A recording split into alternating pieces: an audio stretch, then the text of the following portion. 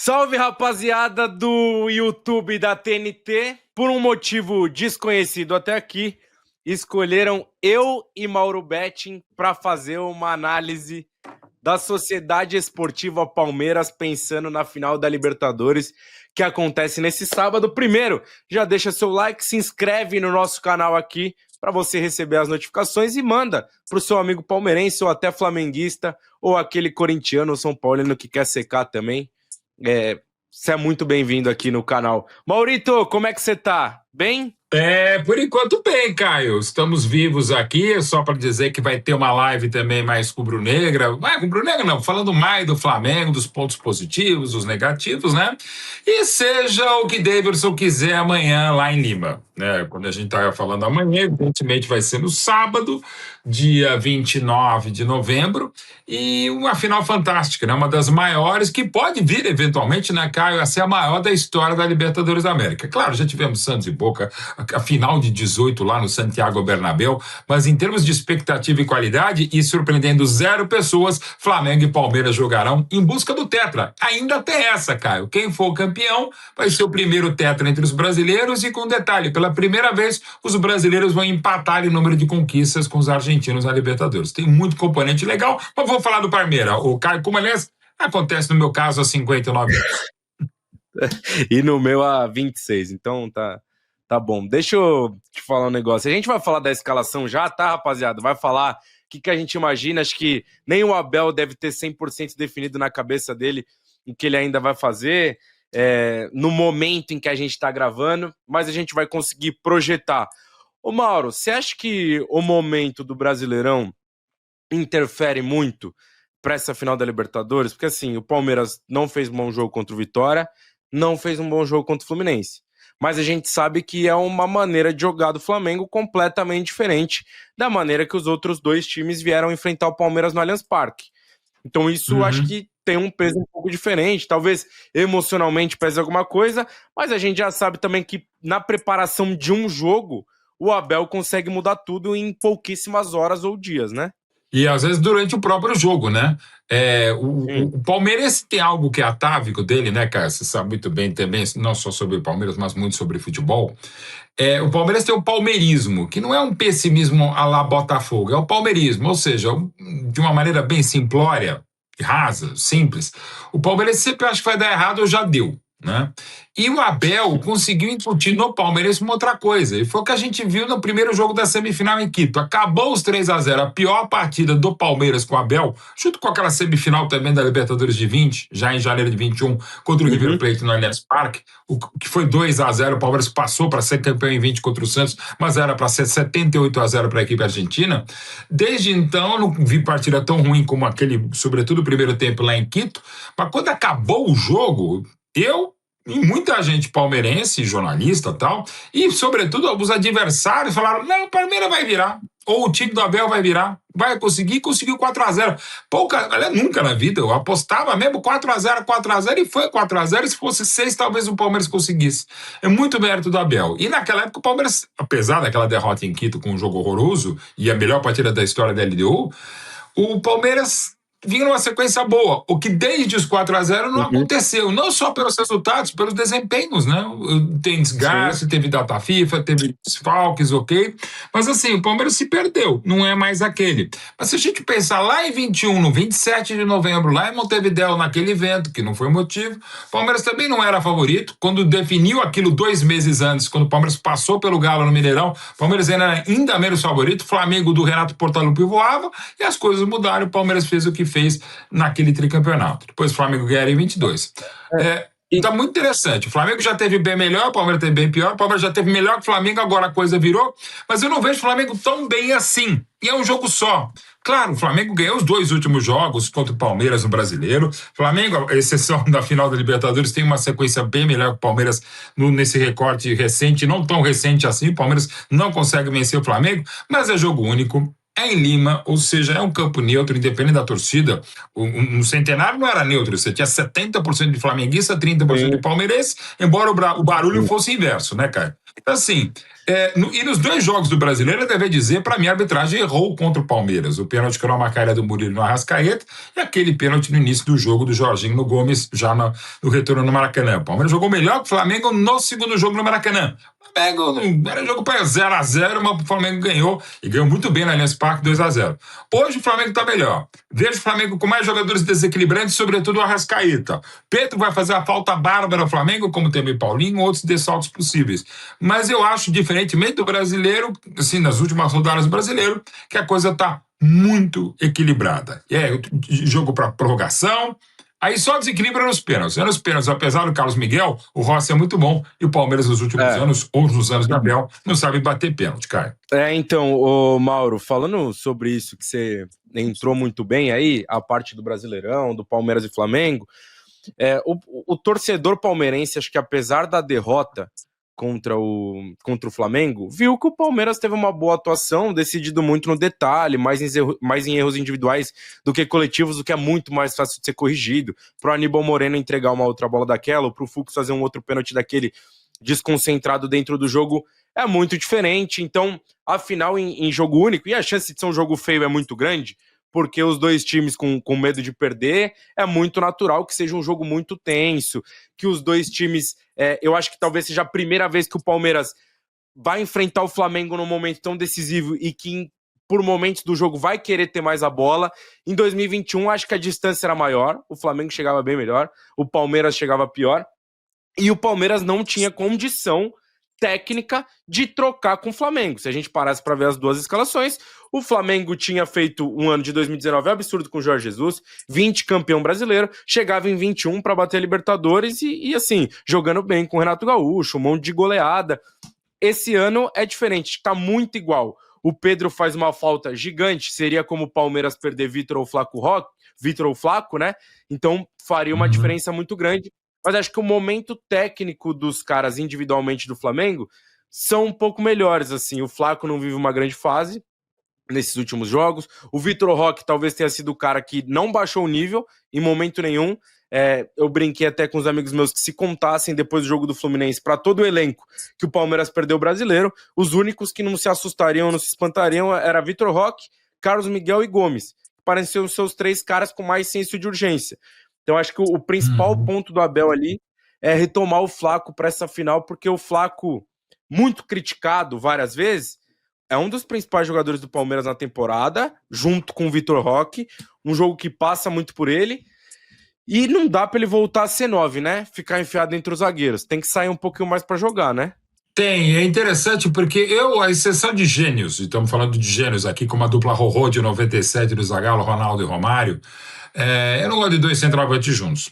Eu deveria lembrar que o Flaco lá no Lanús, com o Sandy à frente, com outra característica em relação ao Vitor Roque, outra idade também, o Flaco era um meio atacante, quase com um enganche, né? E no Palmeiras ele foi mais das vezes 9 e tal, muitas das vezes não tão bem. Inclusive na conquista do tri estadual, no outro ano do Paulista, ele foi artilheiro, fundamental no jogo aéreo. Ele tem feito tantos gols no jogo aéreo, ele tem trabalhado mais a bola nos pés. A convocação para a seleção argentina fez com que a gente brincasse. E o Messi passou algumas coisas para o Flaco não as devolveu para o Messi, aliás, como ele não passou aquela bola contra o Fluminense, Flaco Lopes para o Vitor Roque, mas assim, ele deu uma quedinha de produção, mas ele jogou tanto mais do que se imaginava que tá até ok. O Palmeiras ainda sente o Paulinho, se o Flamengo perde o Pedro, o Palmeiras não tá podendo contar com o Paulinho.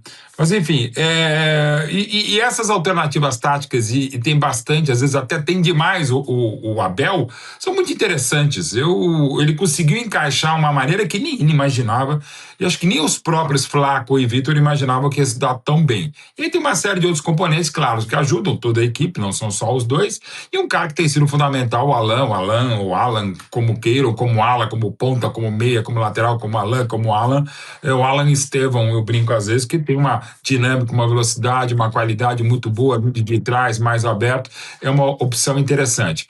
Eu não descarto, não para começar, Veiga, um jogador muito importante, o jogador mais decisivo desde 1990, 1914 no Palestra Itália, ou seja, o jogador que mais gols fez em decisão, inclusive aquele primeiro contra o Flamengo, mas o momento não é bom. Maurício foi, para mim, o melhor jogador do Palmeiras no Paulista, a lesão dele fez com que o Palmeiras também perdesse o tetra para o Corinthians. E tem outras opções aí. O Lucas Evangelista, que, claro, já faz um tempo que não joga, mas é um jogador que faz muita falta, inegavelmente faz muita falta, até pela confiança que o Abel tem no Lucas Evangelista, mas com outra característica e enorme qualidade, é muito mais jogador. O Andreas Pereira rapidamente entrou bem no time, deu uma quedinha como toda a equipe, mas jogando mais à frente, onde eu prefiro e onde eu acho que o Palmeiras não vai ser tão faceirinho de eu colocar, como muitas vezes ele foi mais o 5 do que o 8, que é o Andreas Pereira, é esse jogador que pode, além do componente emocional, né? O Andreas Pereira é o jogador não, é o CPF, o ser humano mais pressionado em Lima, por óbvio, por aquela pisada de bola que deu no gol do Daverson, né? E ele, claro, do outro lado, agora vai jogar desse lado, mas ele tem cabeça, tem moral, tem caráter para fazer o jogo dele, porque tem muita qualidade, e é fundamental que o Andreas esteja numa boa tarde em Lima para que o Palmeiras possa sonhar com o tetra. Então, o Andreas Pereira ficou, assim, a gente fala de uma pior fase do Palmeiras no ano, talvez, tem alguns asteriscos aí. Acho que o jogo contra o Mirassol tá completo, beleza, jogou mal mesmo, perdeu o jogo pro Mirassol, entrou dormindo, tomou um gol no final do primeiro tempo, né? Que matou o jogo. Sim, um bom time, quarto colocado. Acho que essa derrota ou não vitória tava na conta. O jogo contra o Santos é um time completamente desmontado, muito mais a ver com aceitar jogar na data do que propriamente os caras que entraram em campo e ainda teve chance de ganhar, tomou o gol no último lance. E aí sim, acho que o jogo emblemático do brasileiro é o contra o Vitória ali, que não consegue ganhar numa rodada que poderia assumir a liderança, mas ainda assim com alguns caras fora por conta da data FIFA. E o jogo contra o Fluminense muito ruim, aí me pareceu um time muito ansioso, assim, querendo resolver e tomando decisões ruins de finalização de passe. O Palmeiras tem desesperado cedo contra esses times que se defendem mais. E aí fica uma pulga atrás da orelha, Mauro. A gente vai escalar o Palmeiras e aí vamos fazer dois jeitos, tá? Um que a gente acha que o Abel vai e o outro que a gente escalaria. Porque pode ser que tenha diferença. O Abel tem vários caras aí. Acho que tem dúvida na lateral direita para todo mundo. Acho que tem dúvida na zaga, e aí é 2 ou 3 zagueiros. Dúvida de volante. E na meia, acho que tem uma vaga que está em aberto, a outra, imagino que todo mundo escalhe o Alan, que é um menino que tem vindo bem, dá um drible, a profundidade que o Palmeiras precisa. Então, o Everton já foi, né? Vai ser Carlos Miguel. Agora acho que não tem mais como trocar, correto?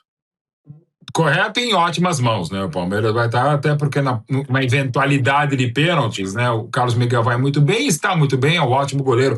Claro que o Everton, e até o absurdo, o Jacaré Everton, uns negócios assim inacreditáveis, que vai além do meme, né? Vai um desconhecimento completo e, sobretudo, uma falta de respeito, né? O Everton, para mim, é o quarto maior goleiro da história do Palmeiras, mas o Carlos Miguel está bem, muito bem, e segue o jogo com o Carlos Miguel sem maiores problemas. Parece com ótimas soluções.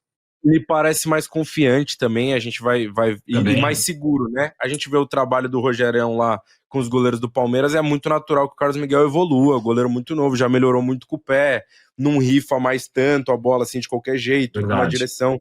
Enfim, na lateral direita, imagino eu que seja o Kelvin, mas tem uma galera que pede o Giai pela intensidade, marcação. Mas eu acho que vai ser o Kelvin, porque eu acho que ele vai com 3 zagueiros, seja o Fux de volante ou de zagueiro mesmo. Qual que seria a sua linha defensiva, Mauro? Caio, por aí, eu iria com o Bruno Fux, tem sido um dos melhores zagueiros. Mas jogou mal no Maracanã, assim, aquele jogo ele foi mal. Não se pode demonizar, acho que ele dá essa consistência como terceiro zagueiro ou como primeiro volante com um passe mais qualificado. Murilo já jogou mais, o Gomes tem voltado a jogar bem, Imperial, o capitão Gomes, então eu iria de Bruno Fux, Gomes e Murilo. O Gomes, o Bruno Fux e Murilo, enfim. E na lateral direita, eu iria, por óbvio, como 3, aí seria um ala, não um lateral, até pela capacidade ofensiva, eu iria de Kelvin. O Jai já passou por bons momentos, melhores do que Encomenda nessa temporada, mas já não está tão bem. O Kelvin também fez a partida horrorosa na altitude de Quito, mas de modo geral tem feito bons jogos. E para ser ala, eu vou de Kelvin. Então, Fux, Gomes e Murilo, e Kelvin pela direita, e não se discute, embora tenha jogado muito mal contra o Fluminense, o Piqueires. Assim, acho que é por aí mesmo. Eu imagino um Giai, só se ele for usar. Eu acho que o Fux vai estar no time titular, tá? Só se ele for usar o Fux de camisa 5 mesmo, aí eu acho que ele pode ir com o Giai pra segurar, porque o Abel sempre faz uma linha de 3, né? E aí usa o Alan como ala. Mas a partir do momento ala, pode ser, que ele vai meter 3 zagueiros, acho que vai ser 3 zagueiros, eu iria de Kelvin e Piquerez também. Aí de volante, eu já ouvi bastante gente falar que ele vai com o Andrés, aí Veiga, Alan, Flaco, Roque. Eu seria um pouco mais cauteloso. Eu iria com o Andrés e Aníbal, Alan e a dupla Flaco Roque. Não sei o que você pensa. O Andrés, quanto mais à frente for, melhor para o Palmeiras. Acho que quando ele tiver mais para organizar, para tocar, para passar, melhor. Agora, o Aníbal, e tanto o Aníbal quanto o Emiliano caíram muito de produção. Não demonizando, mas assim como não vou tirar eventualmente o Aníbal porque ele foi mal no Maracanã, como foi mal o Bruno, não vou tentar usar o mesmo critério. Mas o Andrés, quanto mais à frente, com passe de qualificado, com a bola parada, com a finalização de fora da área no jogo como esse, melhor, né? E o Alan para mim, não ter a dúvida, mais do que Maurício, mais do que Veiga e qualquer outro, é o Alan, tem que estar no time. Vitor e Flaco não se discute, né? E o Bruno dá essa capacidade de, eventualmente, ser o terceiro zagueiro, um primeiro volante, para você também avançar o Andrés Pereira. E o Alan pode ser esse cara, de repente pode não ser o Kelvin, pode não ser o Giai, pode ser o Alan, né? Para fazer um time ainda mais ofensivo, ou de repente o Andrés Pereira, o Aníbal, o Emiliano, mais para Aníbal do que Emiliano. Enfim, como você destacou, tem chances de o Abel não estar até horas antes do jogo com a convicção plena, porque tem opções sim. Ainda insisto, o Flamengo tem mais time, tem mais elenco, tem tido mais futebol. Mas o Palmeiras, em termos de alternativas táticas, até pelo trabalho longevo de 5 anos e quase um mês do Abel em relação ao Felipe, de um pouco mais de um ano para mim, brilhante dele no Flamengo, e absurdamente conectado pela Fla Press, Fla TT, e na Gávea, no Ninho do Urubu, no Maracanã, e eventualmente até em Lima, e entre nós de coração, que seja mesmo, sobretudo depois de Lima, eu acho que o Andrés, quanto mais à frente, melhor para nós, cara. Melhor para nós, claro, para a humanidade e para o Palmeiras. Eu tô nessa também, por isso que que assim, acho que o grande X da questão dessa escalação do Abel vai ser o posicionamento do Fux. Com bola, com certeza ele vai ser um dos zagueiros, porque o Abel puxa um dos volantes para sair entre os zagueiros, e o Fux tem uma qualidade de passe que nem Gomes e nem Murilo tem. Mas sem bola, acho que vai ser interessante para ver se o Palmeiras vai marcar com uma linha de 5, como geralmente faz contra o Flamengo, para ter a sobra ali do 1 contra 1 dos lados, seja Luiz Araújo, seja Carrascal, seja Cebolinha, mas acho que mais importante que isso é travar o jogo do Arrascaeta. E aí imagino que o Fux seja o encarregado de fazer isso, porque é o zagueiro mais móvel, é o cara que se movimenta mais. O Fux demonstrou ser um cara mais confiável do que Emiliano e Aníbal, então eu imagino que é um cara que vai estar nesse time titular aí, independente se vai ter uma outra dupla ou não. Aí vai ter que ver se o Abel quer entrar com o Aníbal para fazer uma dupla e botar o Andrés um pouco mais para frente, ou se ele vai entrar com o Veiga para ter um pouquinho mais de bola, enfim. Palmeiras ganha sem o Pedro porque consegue pressionar lá em cima e tira a bola do pivô, né? O Bruno Henrique é um cara mais de atacar espaço. Então, não tem a dúvida. E a questão é segurar o melhor jogador no Brasil e na América do Sul, que é o Arrascaeta. Eu sou muito fã do Arrascaeta, para mim é o maior estrangeiro da história do Flamengo e o segundo maior estrangeiro que eu vi no Brasil. E o segundo maior uruguaio, porque teve a Pedro Rocha, que é meu primeiro aqui, maravilhoso pelo São Paulo, já nem tanto pelo Coritiba e no Palmeiras também, nos anos 70. O Arrasca é demais, né? E mais próximo do gol também, e quando ele não tá próximo do gol, aquele tapa que ele deu de costas, lançando, enfim, na bola rolando. O Flamengo também perdeu 21, porque ele estava voltando depois de uma longa convalescência na equipe do Flamengo, uma longa ausência no time rubro-negro do Renato, o Arrascaeta. É o cara a ser marcado e assim, basta um tapa na bola, uma falta no escanteio, numa cobrança lateral, uma falta direta. É o jogador realmente mais desequilibrante do jogo, o Arrascaeta. Como anulá-lo, o Fux pode ser uma alternativa, o Aníbal ou o Andrés, enfim, não dá para fazer marcação individual, não é o caso, um encaixe longo pode ser. mas ele, mesmo se movimentando um pouco, a qualidade e inteligência do Arrascaeta podem ser determinantes. Então, claro que você tem que estar esperto. A linha de marcação alta que não funcionou contra o Flamengo no Maracanã, não vejo problema em ser usado. É diferente até daquele jogo, porque era pontos corridos, era no Maracanã, agora é um jogo só, e que jogo com prorrogação e que não venham os pênaltis no caso do palmeirense, mas até essa coisa, como você bem destacou de novo, Caio, de, será que vai ficar mais com a bola? Acho que vai. Será que vai começar pressionando, como foi em 21, como foi também no Maracanã, deu errado, mas enfim, eu acho que pode ser um misto, tá? Eu acho que o Palmeiras pode tentar dar aquela estilingada inicial, com aquela sensacional Supercopa em Brasília também, como aconteceu, de tentar faz o gol e joga a pressão para o outro lado. Sim, eu gosto muito, o Cuca fazia muito isso na conquista do Enem Campeonato e em quase toda a carreira. Eu gosto desse pim-pam-pum de Filipe Nunes, vai para cima, vai para dentro, tenta fazer logo a diferença, que eu acho legal. Mas se isso eventualmente não acontecer por coisa do jogo ou pela qualidade do Flamengo também buscar alguma coisa, também eu acho uma resposta interessante. Mas a princípio eu não descartaria a marcação mais alta e sempre lembrando que não é o jogo inteiro a marcação mais alta, não é o bloco baixo o jogo inteiro, o jogo tem várias características, várias vicissitudes, ainda mais uma final como essa em Lima, né, Caio? Eu acho difícil que o jogo não passe por Arrascaeta ou Vitor Roque, sendo muito sincero. Acho que são os dois caras, um por cada time, com mais capacidade de se resolver. Mauro, vou te fazer a última pergunta, sem querer profetizar nada. Se o Rafael Veiga fizer um gol nessa final da Libertadores, qual o tamanho dele na história? Ele já tá num tamanho absurdo e vai ser ainda maior. Sim. Vai ser ainda maior, né? E até por aquilo que ele viveu, aquilo que ele foi xingado, aquilo que ele foi criticado, assim, eu não começaria com o Veiga, mas é o primeiro cara que eu olharia no banco e fala, Veiga, começa o jogo, já se aquece, velho, que alguma hora você vai entrar e pode fazer a diferença como ele fez até então. O jogador mais decisivo da história do Palmeiras sempre vai ser uma opção para aparecer, né? De coração mesmo, agora falo palmeirense aqui, eu quero 1-0 gol do Andrés Pereira sem querer, ou escorregando, enfim, alguma coisa. Mas de um time que tem Betinho, que tem o Davidson várias vezes, teve também o Breno Lopes em 20, né? O próprio Davi em 21 já tinha tido em São Januário na conquista antecipada do Deca brasileiro. Eu confesso que eu não pensei ainda qual seria o aleatório palmeirense, mas que vê do jeito que foi 1-0 gol de Carlos Miguel, bater o tiro de meta, eu confesso não tem esse aleatório, pode ser qualquer um, pode ser o Facundo, pode ser o nosso Bruno Rodrigues está aí para Bruno Rodrigues. Mas enfim, mas isso também dá zica. Falar antes, mas de novo, assim, eu ainda acho, agora, o palmeirense, acho que dá para o Palmeiras ser campeão. Já achei que dava mais, mas eu ainda acho que dá muito mais para o Palmeiras ser campeão, né? Aliás, o meu palpite antes de a bola rolar no Brasileiro era Flamengo campeão, Libertadores ou Flamengo ou Palmeiras. E ainda, de coração, claro, acho que o Palmeiras ganha.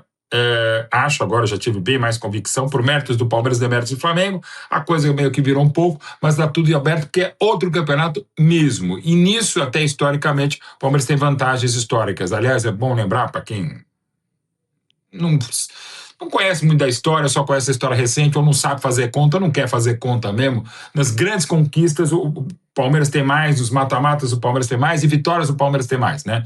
O Flamengo não é freguês do Palmeiras, mas certamente o Palmeiras não é freguês do Flamengo. Então acho que até por isso pesa, e mais o Abel. Então eu sou mais, para não ficar tão em cima do muro, 51 Palmeiras, 49% de chance para o Flamengo ser campeão. Boa, Maurito! Rapaziada, tamo junto. Vocês vão ver o vídeo do Flamengo aí com o VSR, com Renato Rodrigues. Mauro, boa final pra gente. Que seja uma boa final pra todo mundo.